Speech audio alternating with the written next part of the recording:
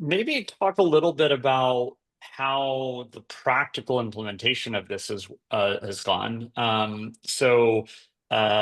Whichever wants to start off, but I'm kind of curious, just like what's the rollout process? Obviously, I'm assuming it's very different. I know Ari, you've been in a model where you've been sort of exclusively doing this for a long time, so you've got a client base that's already expecting this. Whereas Phil, you have a client base that is doing the traditional model. Maybe you're trying to move some over. Maybe you're trying to bring new people in through it. So maybe just talk about like what's the implementation look like for someone who's saying, okay, this sounds interesting. Where do I get started? So, do you want No, I to was go, going to Phil? say you Yeah. definitely go first on this. So, there's a few things here. So the first thing is that I always, whenever somebody makes an intro or they want to get on a call or something, to some degree of respectfulness, I always try to do as much as I can. Usually, I'll basically be like, look, I don't really do calls. So if you're willing to get on this platform, we can talk. This actually just happened twice today. So somebody made an introduction for me to be a speaker at an event. And I have, granted, I can say this because I've spoken on, hundreds plus or hundreds of stages in, 7 or 8 countries at this point. But even so I was basically like, yeah, and they want to do a pre-call essentially. And my take at that one is like, there's 100 videos of me speaking, like, what I speak about. We don't have to have a meeting about it. They gave me their Calendly link. And I always love when I see a Calendly link. I used to use Calendly all the time. It's a great tool, just not for me. And so I basically responded as like, thanks so much for considering me. I really avoid calls like the plague. It's the only way I'm able to do what I do is because I don't get on calls. I don't do meetings. Obviously, I'll be available for the actual event, but if you're willing to get on this platform, you can go to, and I have a URL that I got, which is talkto.com. It's one thing I highly recommend people doing is get like a vanity URL that goes to their, in this case, carbon profile. Makes things so much easier. What I used to do, and I'll come back to that in a second. What I used to do is I'd talk to Ari.com, would go to a YouTube video that explained what asynchronous communication was and then how to reach me. Now I just have them go right to the Carbon link. It's a pretty easy onboarding process. But basically I was like, look, so this is how I'll communicate. If that's works for you, great. If not, thank you for considering me. But so sometimes I'll take that hard line where it's like, if you want to talk to me, this is the way we're going to talk. And it's not me being a hard ass. It's me being like, I'm not going to want to get on this call. And that's going to come through in my attitude and the way I show up on that call. And I recognize that. And that's okay, right? As long as we can sort of recognize that.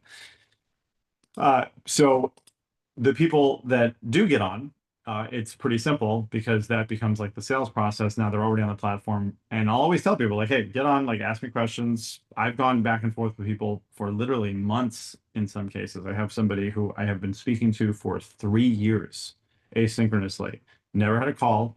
And this person is going to sign up for coaching with me in September. Right. So maybe I've exchanged an hour or two of audio with this person over the last 3 years and it just wasn't the right time. But then they had a question and I had an answer. And it's like no skin off my back to nurture that lead in that way. And now that's going to work out. And you're able to invest a lot more effort and time in these things sometimes because it doesn't take a lot of effort and time to do this kind of stuff. And then the other thing is that what I tell people who are starting out and they're like, oh, I can't tell people I'm not going to get on a call with them. What I used to do and what I do sometimes still is I give people the choice. They have a choice and autonomy around it, right? And I'll tell people, hey, I have a really crazy schedule. I've got 5 kids. I'm doing this, this, and this. My next opening to have a meeting or a call is 3 weeks from now or 6 weeks from now, whatever. And I'm like, it's just the truth. I just have such limited bandwidth. That's the time. So if you want to do that, we can totally book that time. If you want to get on a conversation right now, you can go to this link and we can probably resolve your issue in the next hour or two. And 9 times out of 10, people will take me up on that. I just had that happen this morning. A friend made an introduction. The friend was like, "Yeah, this guy is kind of old school. He's not on Carbon. I don't know if he'll do that, but I'd really appreciate if you can meet with him."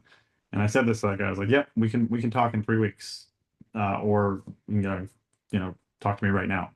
And this was like 3 hours ago, and I've already conversed with that person, made the connection, and sort of like moved on. So that's the best thing too, is give people that choice.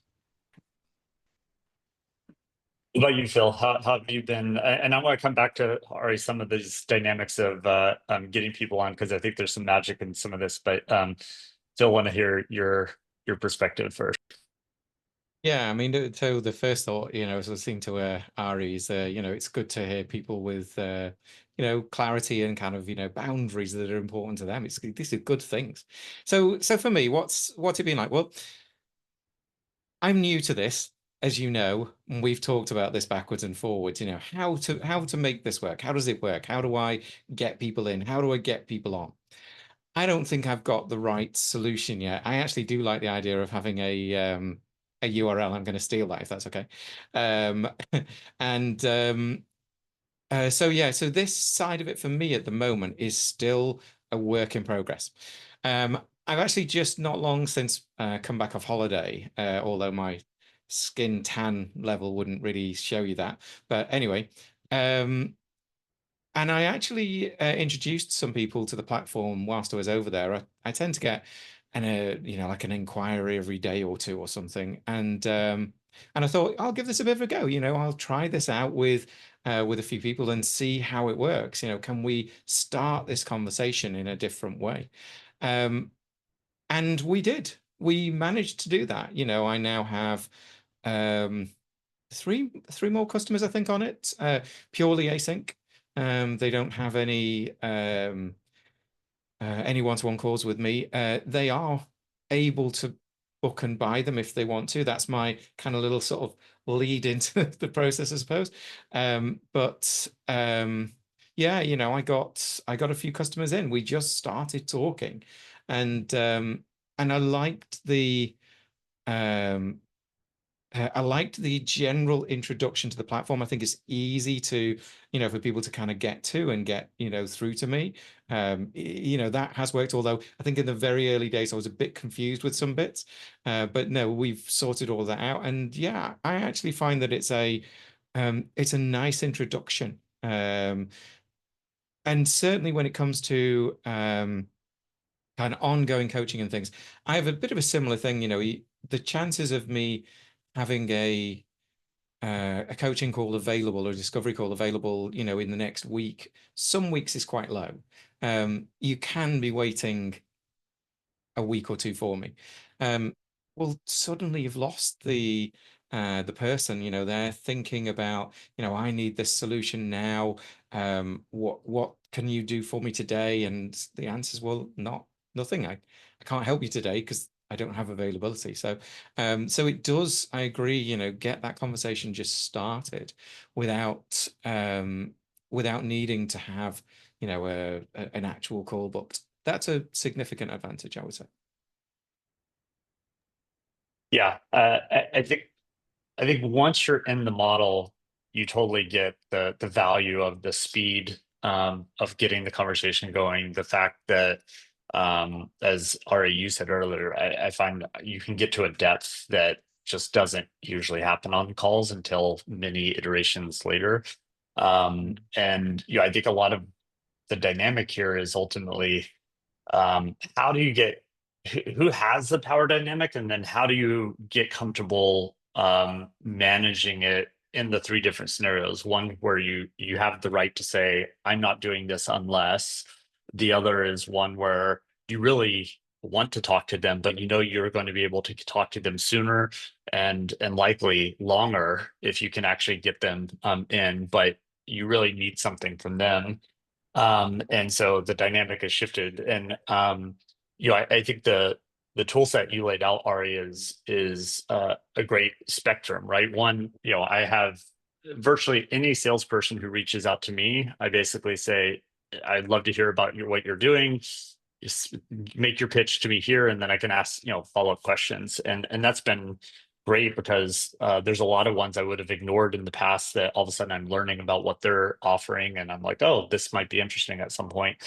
So it's given them access in a way that can't, but that's clearly a power dynamic where I can, if they want the sale, they're going to do it. But I have had a lot of success in the other way, which is people who I really want to talk to. I just offer the options where, even as simple as I'm interviewing someone right now, and I'm doing some reference interviews. So I'm wanting to talk to the references, quickly to kind of round out the picture of them. And so those people are taking time out of their day. I reached out to a bunch of them, and they're all trying to set up calls. And I said, hey, we can also do this other. Happy to do a call if you prefer that, because it's your time. Prefer it. And a number of them, both, I did that at 11 p.m. last night. By 5 a.m. my time, they'd all replied. And so we have asynchronous conversations going, and the reality is I wouldn't have even gotten them on a call until later today, and it would have taken time out of their current jobs and busy schedules to do it. So I think a lot of people get that value transfer once they're given a choice. I do think